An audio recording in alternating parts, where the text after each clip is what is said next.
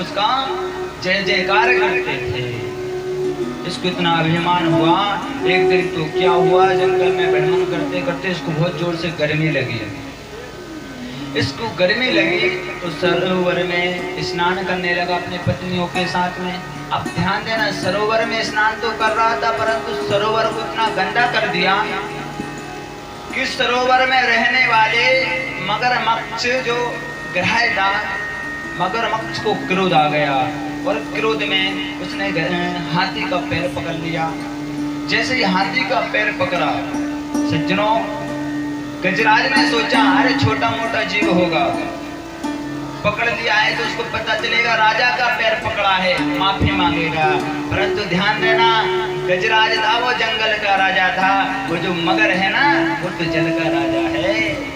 तेरी जंगल में ही चलने वाली है, जल में नहीं। अब क्या हुआ, धीरे धीरे वो रक्त चूसने लगा है गजराज का।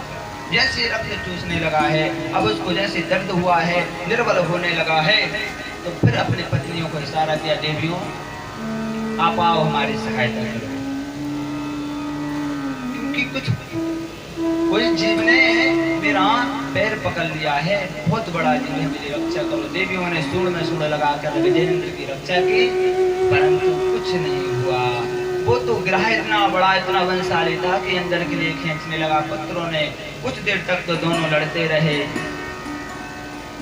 फिर पत्नियों ने अपने पुत्र थे जो अपने सूंड में सूंड हटा के भाग गए कि पिताजी इतने दिन हो गए हैं, आप जल लगने का नाम ही नहीं लेते, यहाँ भूख लगी है, प्यास लगी है, आप तो लगने का नाम ही नहीं लेते। कुछ समय बाद में पत्नी भी मेहनत करने लगी। फिर क्या हुआ, दोनों छोड़ के भाग गई। आज गजेंद्र को वैराग आ गया है, आज गजेंद्र की आंखें खुल गई हैं। अरे जिन बच्चों के लिए मैं दिन रात कमाता था, दिन रात इतनी तपस्या करता था, आज कोई बच्चे मुझे संकट में छोड़कर भाग गए। और एक पत्नियां दिन रात में जिनकी हर बात मानता थे, पत्नी मुझे छोड़कर जा रहे हैं। इस संसार के तो सब झूठे रिश्ते हैं। अरे इतना रिश्ता तो अगर मैं गोविंद से बनाता तो मेरा तो उद्धार हो जाता। मन में सोच रहा, आज बहुत सुंदर स्तुति की है मेरे सज्जनों, गजेंद्र ने स्तुति की है। पर ध्यान देना, गजेंद्र ने किसी भगवान का नाम नहीं लिया, किसी देवी का नाम नहीं लिया, किसी देवता का नाम नहीं लिया। क्यों? आज गजेंद्र निष्काम होकर निर्गुण ब्रह्मा की स्तुति कर रहा है। एवं व्यवस्थो बुद्ध्याय समाधाय मनोहृदि जजाप परमं जाप्यं प्रागजन्मनुशिक्षितम्। गजराज ने बड़े ही मंगल में स्तुति की है भगवान की, परंतु नाम किसी का नहीं लिया। गजराज कहता है कि सारी सृष्टि को बनाया है, मेरे अंदर बोलने की शक्ति दी है, हंसने की शक्ति दी है। मैं उस ब्रह्मा को प्रणाम करता हूँ, उस ब्राह्मण को प्रणाम करता हूँ।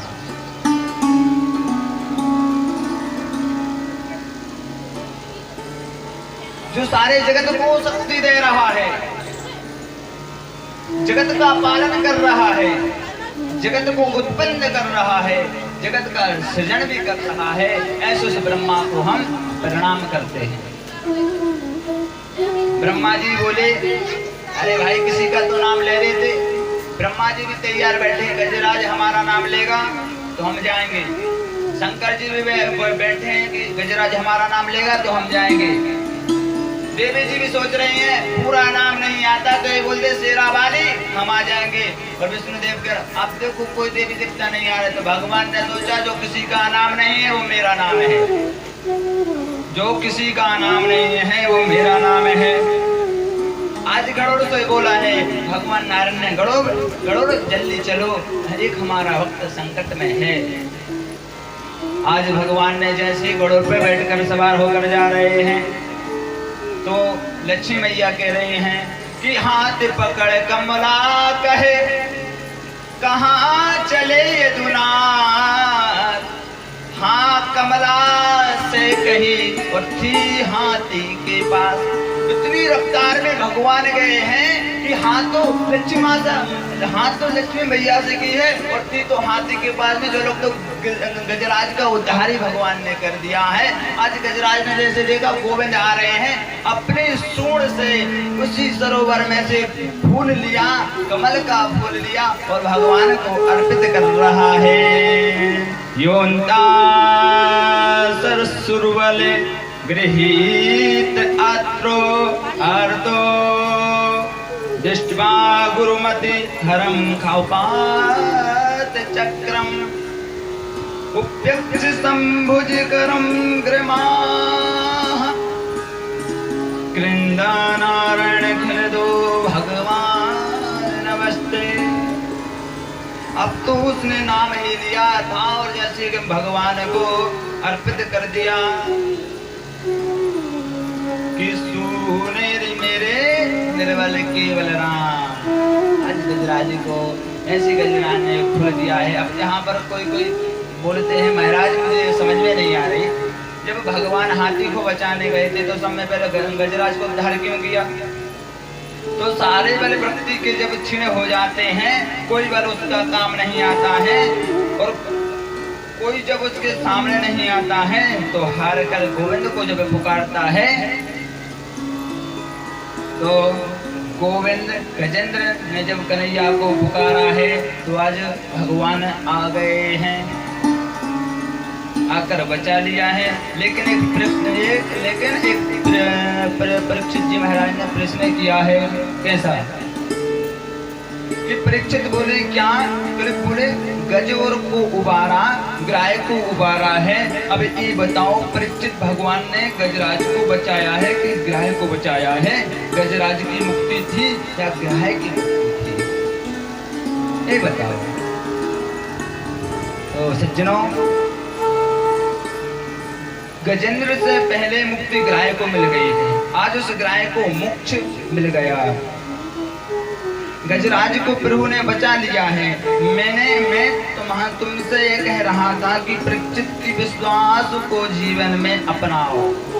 अगर आपके अंदर विश्वास है तो पत्थर में भी भगवान है, विश्वास नहीं तो उसी पत्थर पर पैर रखकर चले जाते हैं, विश्वास है तो उसी पत्थर को मंदिर में रख के पूजने लगते हैं। विश्वासो फलदायका, आपके अंदर विश्वास होना तो चाहिए। तो विश्वास को अपनाओ, परमात्मा को कभी मत भूलो, हमेशा भगवान मेरे साथ में है ऐसा मन में विश्वास रखें। तो प्रभु के चरणों में चढ़ जाएं तो भूल कर भी सभी, देखो कोई भी फूल भगवान के चरणों में चढ़ जाए, जो व्यास गादी पे फूल चढ़े रहते हैं, अगर ये भगवान पे चढ़ चुके हैं, भागवत पर चढ़ चुके हैं, अगर ये फूल जमीन पर गिर जाए, इस पर अगर आपका पैर भी गिर जाए तो ये अपराध है। एक बार क्या हुआ, एक गजेंद्र और ग्राह की बड़ी अगले जन्म की कथा है।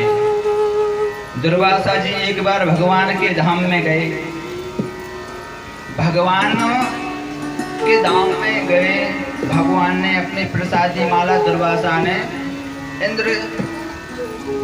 इंद्र को दी।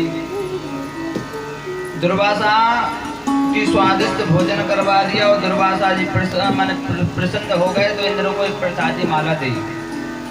इंद्र ने पूरे राज्य को बलि ने छीन लिया था। आज क्या हुआ, वो उसी माला को हाथी के गले में डाली तो हाथी ने अपने सिर से निकाल कर अपने पैर से कुचल दी। तो वो हाथी गजेंद्र ही था। बंधु दैत्य लोग समर्थ बन गए, देवताओं ने लक्ष्मी करके श्राप दे के यहाँ से चले गए हैं। ये कथा आज आप श्रवण करेंगे और ऐसी सुंदर सुंदर गजराज जी की कथा श्रवण करेंगे। उसके बाद में क्या हुआ बंधुओं कि कितने संकट आए हैं, भगवान हर संकट में बचाते हैं। मेरे पुत्र इंदारी मारे मारे भटक रहे हैं। क्वारे हम भौतिको न आत्मा क्वा अचात्मा प्रकटे परह कश्चा के पत्र पुत्र समोहा ये वही कारणम। देवी कौन किसका पुत्र, कौन किसकी माता, मोह ही एकमात्र है, कारण है। मोह ही जीवन में ऐसी परिस्थिति बन जाती है कि हम अपने